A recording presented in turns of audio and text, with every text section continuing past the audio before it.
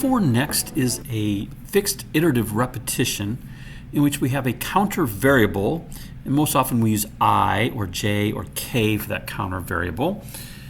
And it's going to loop through a process from a starting value for I, or for the counter, incrementing by 1 each time until it reaches an end value, at which point then the execution would continue with the code coming after the next statement. In between the for and the next is the process we want to repeat. That might be one line of code, it might be several lines of code. And so we might write this as something like for I equals 5 to 10. We want to do something, and then next I. By the way, the I after the next is optional, but it's highly recommended because later we'll have nested loops in which one loop is inside of another loop, and it's just handy sometimes to put the variable after it. Now there's an option for the for next, and that is to include a step value. So we could say for counter equals start value to end value step value. And our code here might be something like for I equals 4 to 8 step 2. I would increment from 4 to 6 to 8, and then on the next step being 10, it would not do what's between the for and the next and would exit the loop and continue with the line after next I. Let's take a look at this in an example. I created an application in which the user can enter a starting value. I've got 1 for the starting value and 10 for the ending value. And they can click the find range sum, and it's going to show all the numbers that go through the loop that's included as part of that range, and the sum of the values from 1 to 10 is 55. There's an option here to include a step value. So if I check that and create a step value, because I'm going to say 2, let me run this again, and now I'm getting 1, 3, 5, 7, 9 as every other number between 1 and 10, and the total is 25. If I start with 2, however, I'm going to get the even numbers, and I get 2, 4, 6, 8, 10, and my value is 30.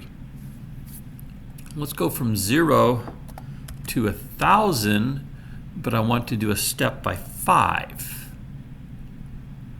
So now I'm getting my numbers are 0, 5, 10, 15, 20, and so forth, and the sum is 10,050. And I can scroll through the list here and see the last value was 1,000, the one before it was 995 and 990 and so forth. Let's take a look at the code here, how this is working. So first of all, I got this list box named LST numbers. I'm going to clear the items, and then I have a variable sum equals as an integer equals 0.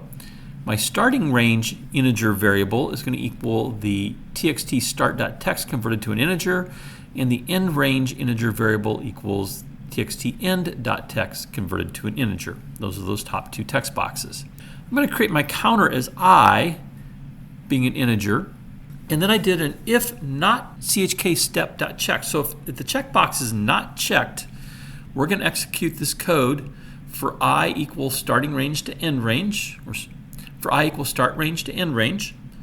LST numbers.items.add, each time through that loop is going to add the value of I converted to a string to my items in the list box, and I'm going to increment sum by the value of I. And then we would skip the else fork and we would display the sum in lbl sum.text. However, the checkbox is checked, it's going to run the else fork. And we're going to dim my step as integer equals cint txt step.text. We're going to get that step value. And now my loop has changed a little bit, and it's for I equals start range to end range step my step. The code in that loop is the same. We're going to add the value to the list box, and we're going to increment the sum. And then, of course, at the end of the end if, we're going to update lbl sum. Now, a little tip here. Since a step of 1 is the same as not specifying any step, we can reduce our code a little bit by using this line of dim my step as integer equals, and I'll use the ternary expression here, if chk step.checked, so that's going to be either true or false. Since checked is a Boolean value, if it's true, then my step is going to equal cint txt step.text. Otherwise, if it's false, we'll set my step equal to 1.